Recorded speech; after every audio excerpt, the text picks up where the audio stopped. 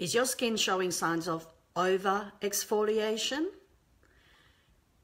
Would you like to know what the signs are of skin over-exfoliation and how to best rebuild the skin and bring it back to balance? Hi, my name is Janaelston. I'm a skincare teacher, trainer, educator, and I love helping people solve their skin problems and their beauty problems. I started a blog, thebeautybusiness.com.au, a few years back, about 2012, 2013. And I have been educating people about the best ways to look after their skin and professional skin treatments. And today I'm going to talk about signs of over-exfoliation, what it actually does to your skin, and how you can bring the skin back to balance quickly and achieve that beautiful, smooth skin again. I will also talk about 4 products you should never use on your face. So stay tuned for that. So let's talk about, first of all, actually, let me share with you the most popular articles on the Beauty Business blog this week. I have now had 120,000 people come onto the blog and read my articles. So thank you so very much, everyone, for all your support. I really appreciate it. And look, if there is anything else that you would like me to write about that you can't find an answer for on my blog, private message me through the page. Post your comments below or join my group, the Beauty Business Students Group on Facebook. I'd love to hear from you. So 120,000 people through my blog. That's fantastic. I'm so excited. Just in the last month, I've had over 9,600 people on my blog. And only yesterday, 658 people visited my blog and read my articles. And already today, 687 people have been visiting my blog. So that's super exciting. So what are the top articles people are reading? How should you use a toner? So that was a post that I posted on the page below. So if you scroll down, you'll see the page below. And there was obviously an interesting article people found. How you should use a toner. Should you use a toner? What toners are about? So check that article out. How far do skincare ingredients go? I wrote that article back in 2013 and has been very popular. People are always wondering how skincare ingredients actually work and how far can they penetrate into the skin. So I've posted my thoughts, my opinions about it, and a little bit of information about the scientific data in there as well. So have a read of that article. That's also posted on the page down below. So as you scroll down, are you a woman in your 30s, 40s and still breaking out with acne? That seems to be a major problem out there with women. As they turn into 30s, 40s, they think they're beyond acne. They've grown out of acne, yet they're still breaking out. So they're wanting to get some tips and advice because traditional acne treatments for teen skin, for oily skin, doesn't work for women in their 30s and 40s. They need to approach acne in a different way. So read that article. Is microneedling better than chemical peels? Another article I wrote back in 2016. People are really enjoying that because there is a bit of confusion out there about the different modalities and which one should you choose for your skin? Which one is best for your skin? So have a little read of that. Again, I've posted that earlier, I think this week. And cleansing and toning, why it's important to cleanse your skin. It really blows me away how many people I still meet that when I do a consultation and they tell me, I ask them, what cleanser are you using? And they tell me they're not using a cleanser. I get really blown away. And I said, so how do you clean your skin? And they say they just splash water. Water alone can't take away the dirt, grime, pollution, toxins, and makeup. You really need a good cleanser. Just like you need a shampoo for your hair to remove all the oil and residue and sweat from your hair. Just like you need shower gel or a soap for your body to, be hygienically clean. Just like you need toothpaste to clean the inside of your mouth and your teeth, you need a cleanser for the skin on your face. Your face skin is different to the body. Feel the skin on your arms and legs, feel the skin on your body, and then feel the skin on your face. It is very different and reacts differently, responds differently. And it is always exposed to the environment. So it needs more management care, whereas the body most of the time is covered and it's protected. So you need to use a cleanser for the face. And a facial cleanser is designed for the face, and it's designed for your skin type and condition. So I get a little bit frustrated there when people tell me they're not using a cleanser. And I think most of the time it's not because they're lazy or anything like that. I think it's lack of education. So this is why I take it up on myself to educate people about the hygiene and the benefits of looking after your facial skin as well. So read that article there. So, okay, we'll talk about that a little bit later. So those are the top articles this week on my blog. So look, feel free to share. The more people are educated about looking after themselves, the more they will feel better about themselves. And that's my mission, is to help people feel better about themselves and have more confidence in themselves, because that little bit of self-care and self-management really helps build your confidence levels up as well. So today, a question came up earlier this week about, I spoke to a friend who was wondering what was happening to her skin, and we determined that it was very likely and possibly due to over-exfoliation, although my friend wasn't overly exfoliating, but it was obviously a little bit too much for her skin. So let's talk about the signs of over-exfoliating your skin. The skin can, in the beginning, start to appear dehydrated, dry, rough, tight as well. So if the skin is over-exfoliated, you can start to begin to feel those effects in your skin, and they're the first signs of over-exfoliation. Inflammation can set in as well. Inflammation is redness, and it's a result of something being out of balance in the skin. And the skin is triggering a histamine reaction, which causes flushing, dilating of the capillaries to flush the blood to the skin to heal or flush out any toxins that are causing the problem. So the increased microcirculation to the skin as a result of over-exfoliation is because the skin is trying to bring it back to balance and heal itself. Over-exfoliation can cause and trigger breakouts as well. Again, it can be related to that histamine response in the skin. So if you're finding that your skin is breaking out, and it's actually quite common, people break out after a microdermabrasion treatment, after a peel, because of that exfoliation that's caused the triggering of the histamine response that caused the breakout. So perhaps it was a little bit too strong. Maybe next time go a little bit lighter on the microdermabrasion, not as many passes over the face. Space the treatments out, allow more time in between treatments to allow the skin to rebuild itself and rejuvenate and heal itself. If it's a peel you've had and it's caused a breakout, it could be two things. If it was a salicylic-based peel designed to draw out and bring out all the blockages and clogging in the skin, that could sometimes trigger a breakout. Other times it could be a histamine response if the peel was too strong for your skin. So next time ask for a lighter peel, or if a beauty therapist, approach the peeling with a lighter, gentler peel. Don't leave it on as long. Perhaps buffer the peel with a cream underneath to protect the skin, and space out the treatments to allow the skin to recover as well. Interestingly, Melia can be the result of over-exfoliation. When I was researching Melia, and I've written a couple articles about Melia, one of the things that recent research has found is, because nobody really knows what causes Melia. We know that it's a malfunction of the keratinization process in the skin, but nobody really knows what causes Melia. Oh, look, there are some people who suggest that it's perhaps related to dairy products, etc. But really what Melia is an accumulation of keratinized cells in that area, and where the skin is overproducing too many keratinocytes, too many cells in that particular area that build up into a tiny little cyst. So that's Melia, essentially. And recent research has found that people who tend to over-exfoliate tend to be prone to Melia.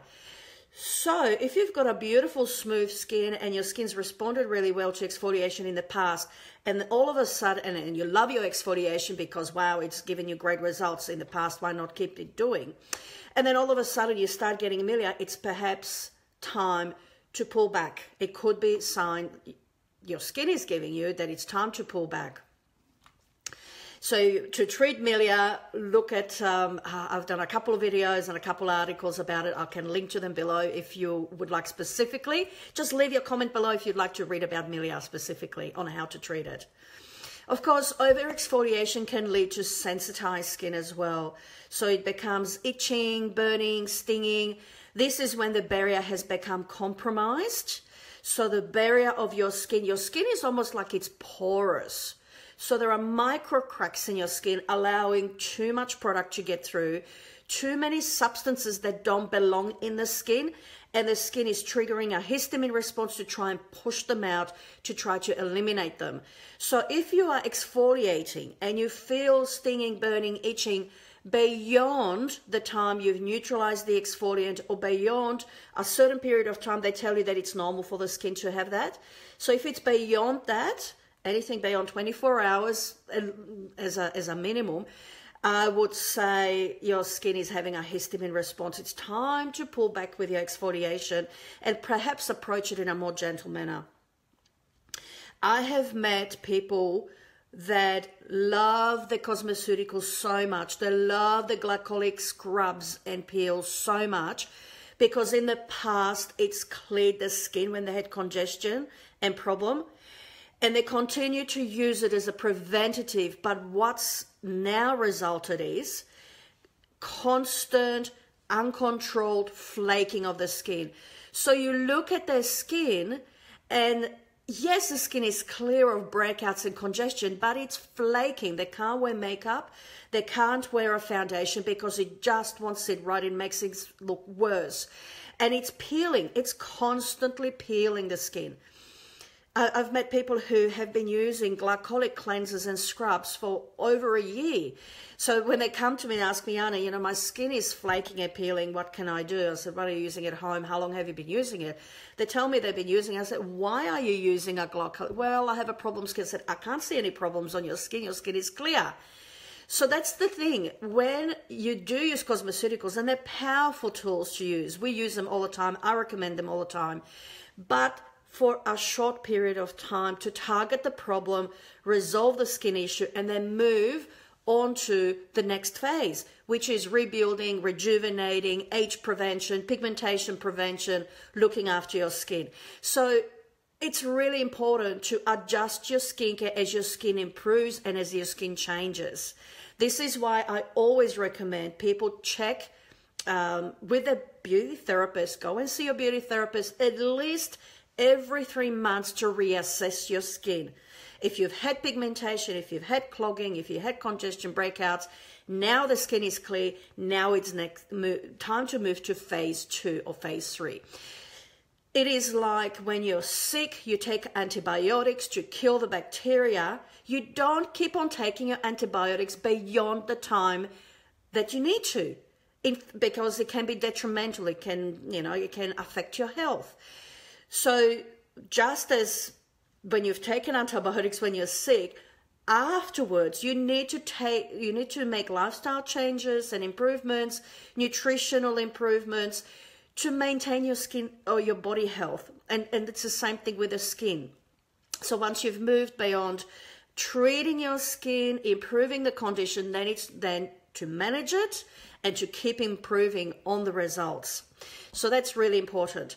So constant flaking of your skin, and it's beyond the time that it's normal for a cosmeceutical product. So for example, if I do a peel on somebody and they have a lot of dead cell buildup, it is normal and expected that they'll have some peeling and flaking 2 or 3 days later to remove the excess buildup. And that flaking and peeling lasts a maximum of 2 or 3 days, and that's it. If it's beyond that, then the skin needs to be corrected and brought back to balance. So your skin shouldn't be flaking all the time. It's not healthy for the skin.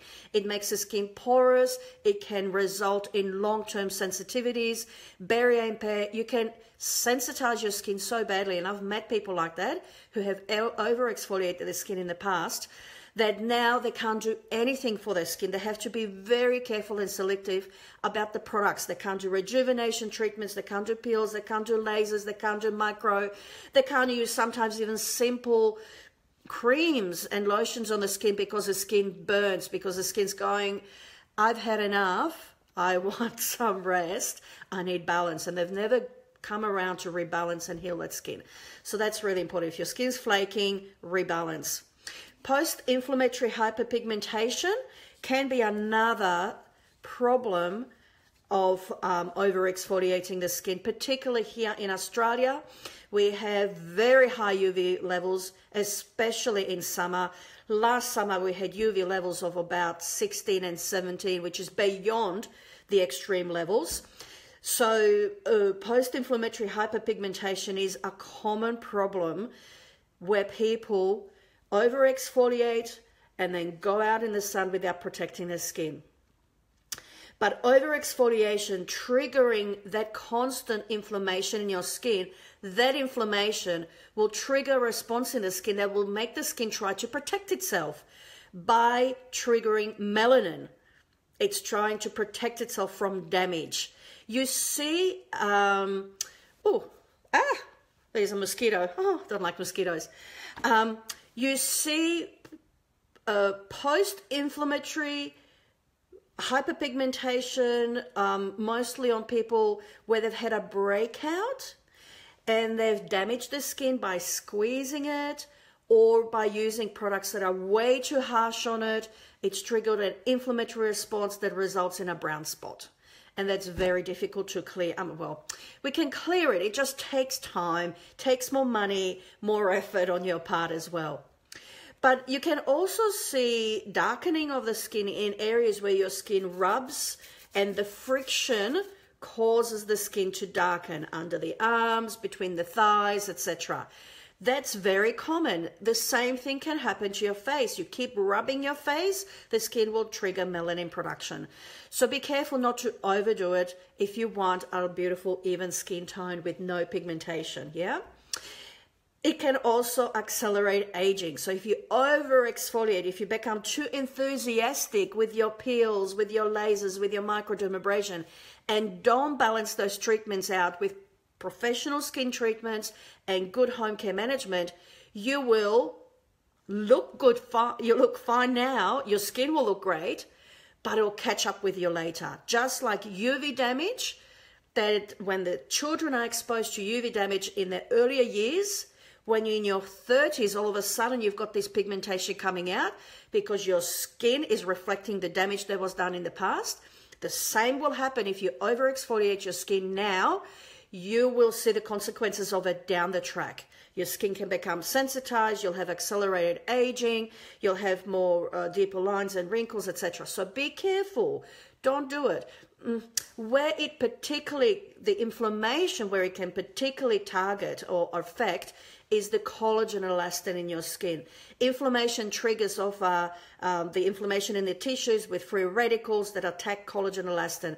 MMPs, which are enzymes in the skin that trigger inflammation, and they are the result of damage in the skin. They're there to help to repair damage, and then when you're older, they start attacking your own collagen elastin. So be careful, don't overdo it. Balance is the key. So if you have been over-exfoliating or your skin is showing signs of stress, distress, or over-exfoliation that I've mentioned, so how do you bring it back to balance? You need, if, for example, you have been using glycolics, retinols at home because you'd like to improve the cell turnover, the cellular mitosis, and the skin renewal, it's important to wean off yourself slowly.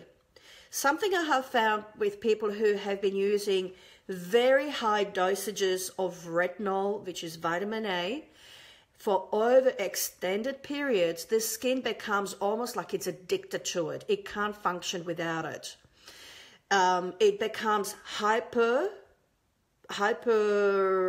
almost like hyperactive.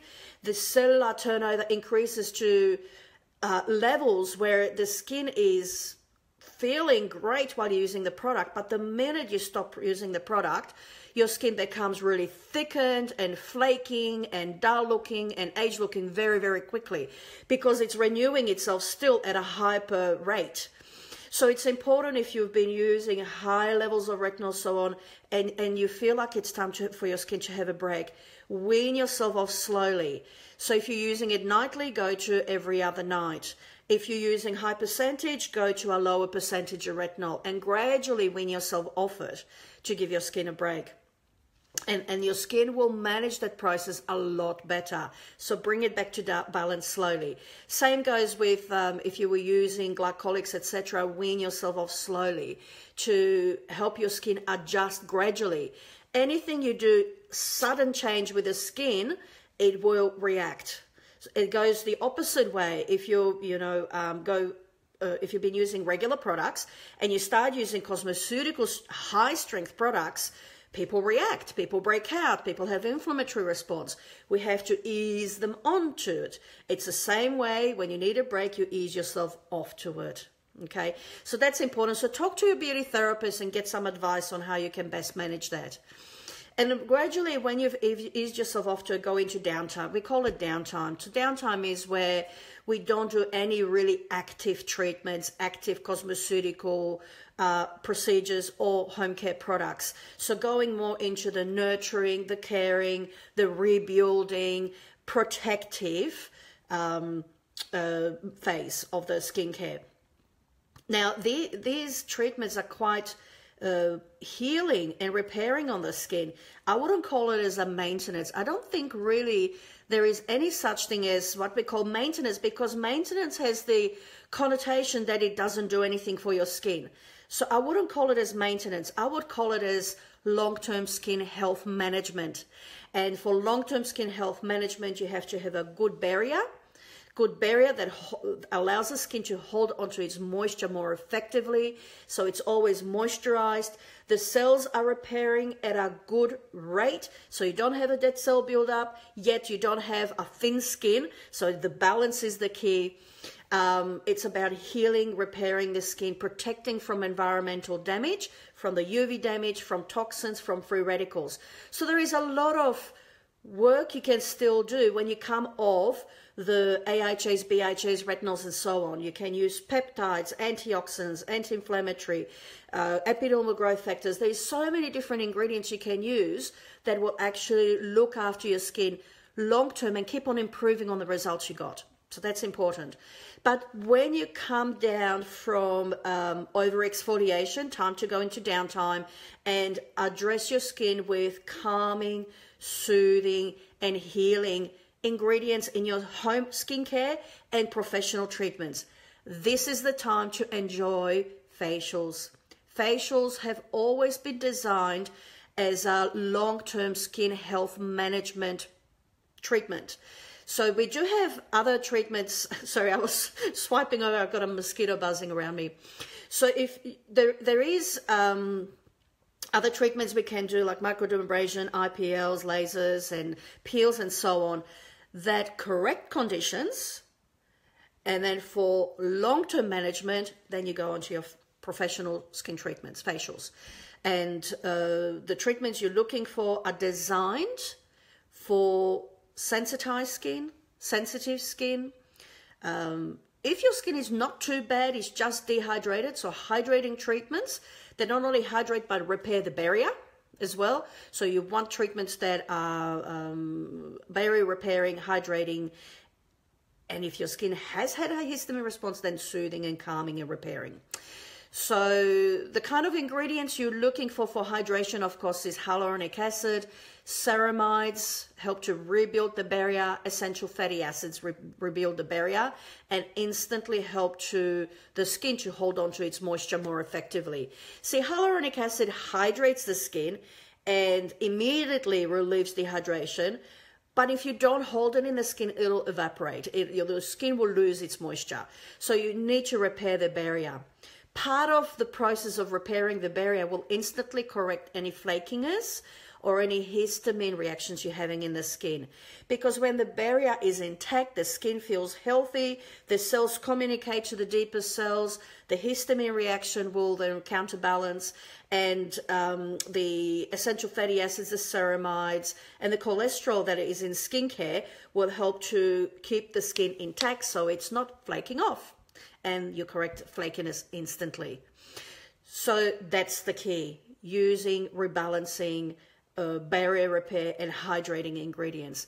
If your skin has had a histamine response, using botanical and plant extracts such as green tea, arnica, chamomile, a couple other, I've gone blank at the moment, but calming, soothing, anti-inflammatory ingredients, skin repairing actives like B5, for example, and niacinamide. B3 is anti-inflammatory. So all these kind of skin ingredients are very important to reduce that inflammation and calm the skin. Massage, interestingly, is very important to rebuild and heal. I mean, if you look at sports athletes, if they've had damage or injury to the tissues in the body, the muscles, the tendons, etc., they use or they have physiotherapy and sports massage to help to rebuild and repair those damaged tissues. The same thing is for the skin. This is why also facials with a good massage are very important at repairing the barrier in the skin and healing the skin. So a massage facial is very important. LED light therapy is perhaps one advanced skin treatment that is actually good at helping skin rejuvenate, heal, and repair where it's been damaged. It's non-invasive.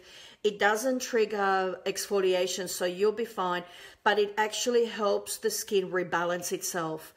It communicates with the deeper cells to heal, repair, and rejuvenate. So LED may be a good option for you as well if you'd like to keep up with the skin rejuvenation treatments without over-exfoliation. Daily home skincare management is a must.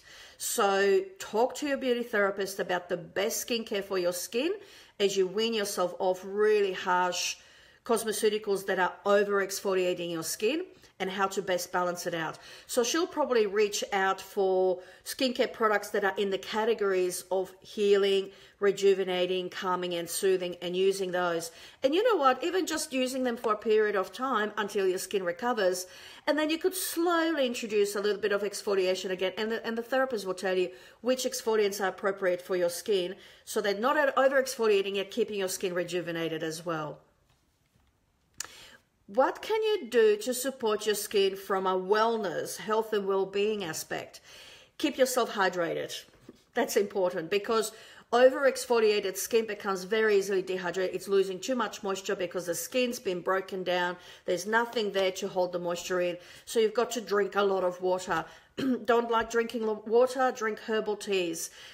Eat soups and drink vegetable juices. Go to Boost Juice and enjoy, mineral and vitamin rich water, essentially.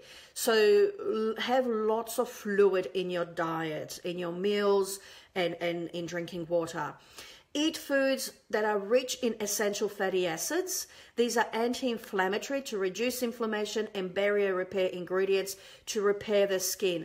So foods rich in essential fatty acids include nuts and seeds, such as flax seeds, walnuts, deep sea fish as well is very rich in omegas. So make sure you have lots of salads with seeds and nuts, as well as fish in your diet. So have fish 2 or 3 times a week to help your skin rebuild.